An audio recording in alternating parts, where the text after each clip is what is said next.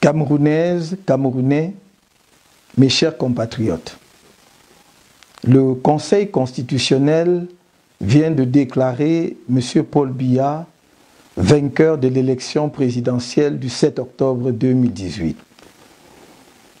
Cette victoire lui est attribuée sur la base de ce document.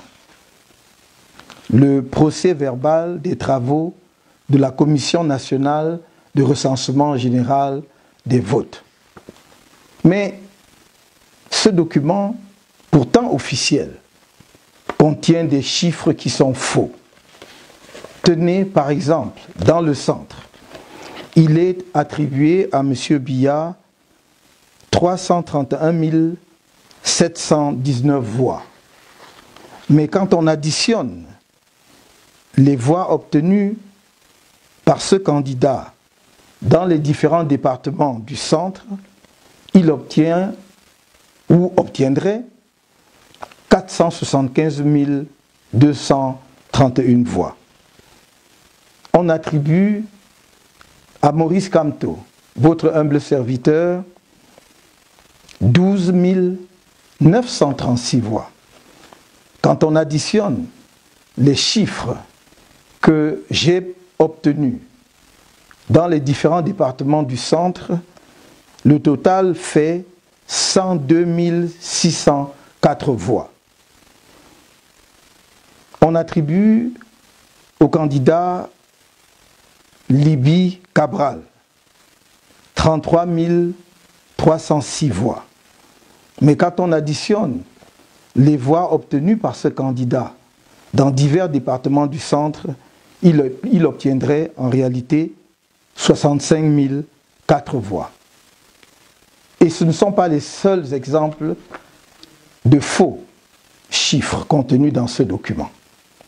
C'est dire qu'on ne peut pas, aujourd'hui, sur la base des résultats sortis des urnes le 7 octobre 2018, proclamer M. Paul Biya vainqueur de cette élection. On peut d'autant moins le faire que nos propres chiffres consolidés donnent les résultats contenus dans ce document que, bien entendu, nous mettrons à la disposition du public. Et suivant la compilation que nous avons faite des chiffres sortis des bureaux de vote le 7 octobre 2018, les résultats de l'élection présidentielle sont les suivants. Maurice Kamto, 1 320 824 voix, soit 39,74%. Paul Biya, 1 278 514 voix, soit 38,47%. Cabral Libby, 349 423 voix, soit 10,51%. Yoshua aussi, 189 878 voix, soit 5,71%.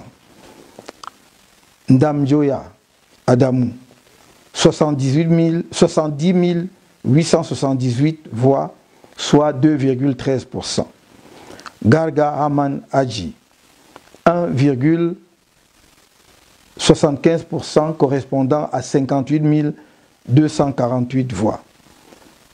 Difor Franklin, 23 687 voix, soit 0,71%.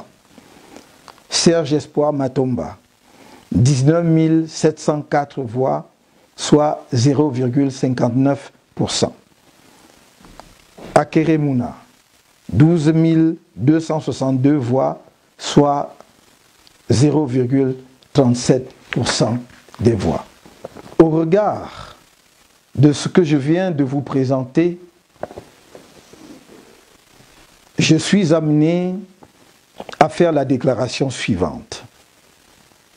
Camerounaises, Camerounais, chers compatriotes, l'élection présidentielle du 7 octobre 2018, à l'issue de laquelle vous m'avez confié la conduite des affaires de la nation pour le prochain mandat présidentiel, s'est tenue dans des conditions particulièrement difficiles.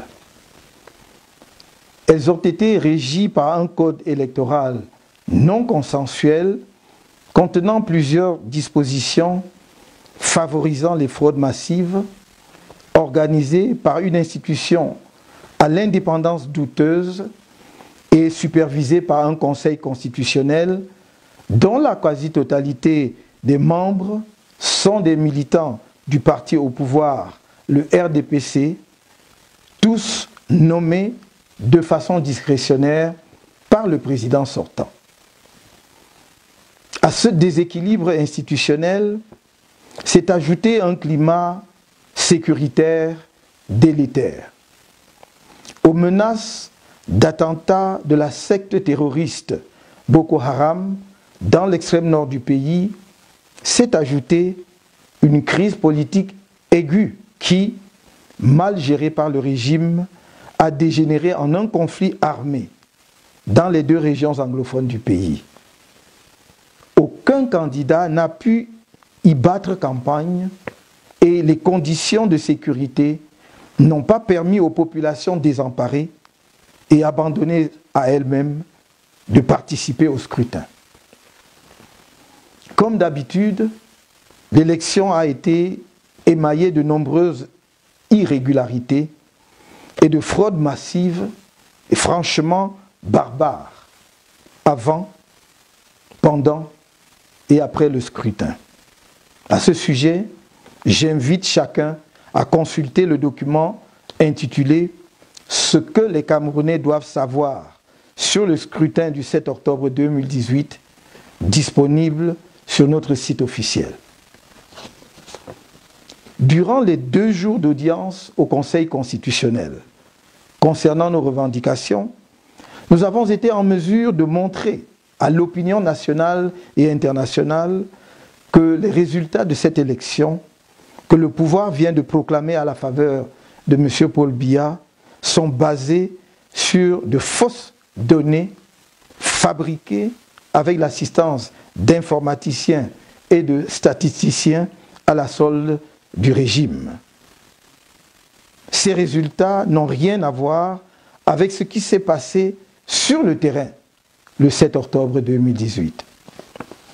À cet égard, durant l'audience du 17 octobre devant le Conseil constitutionnel, alors que mes avocats exigeaient d'obtenir les originaux des procès-verbaux des commissions départementales de supervision des élections sur la base desquelles est effectuée la compilation des résultats, le président de la Commission nationale de recensement des votes a présenté 5 procès-verbaux sur les 32 demandés qu'il a refusé de produire à ce jour et qui sont du reste tous des faux.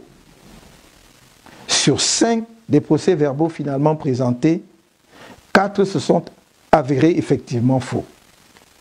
Mes avocats ont également demandé les bordereaux d'émargement qui sont des documents annexés aux procès-verbaux des commissions locales de vote.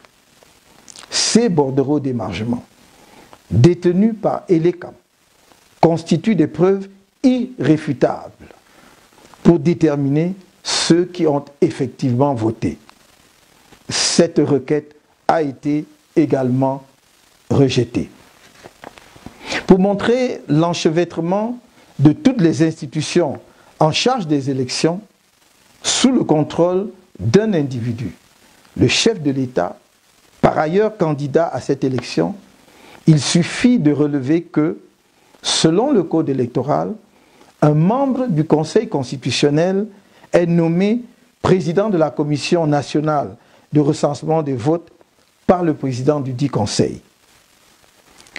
Ce dernier, ainsi que tous les membres du Conseil constitutionnel, sont également nommés par le même chef de l'État.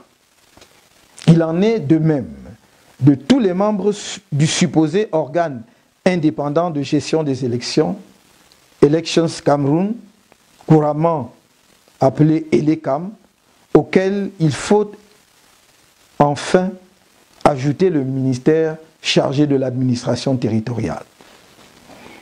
En dépit de ce déséquilibre, et si l'on s'en tient aux procès-verbaux issus des bureaux de vote dans les parties du pays où l'élection s'est déroulée dans des conditions à peu près acceptables, et même dans les zones où le bourrage des urnes par le RDPC était systématique, il apparaît que le peuple camerounais a porté son choix majoritairement sur mon humble personne.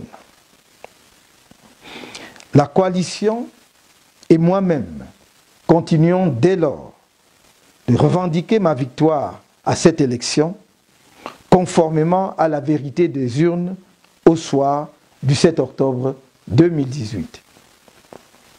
Les résultats proclamés ce 22 octobre 2018 par un Conseil constitutionnel dont la crédibilité et l'impartialité ont été mises à mal lors du contentieux électoral ne traduisent nullement la volonté du peuple camerounais souverain.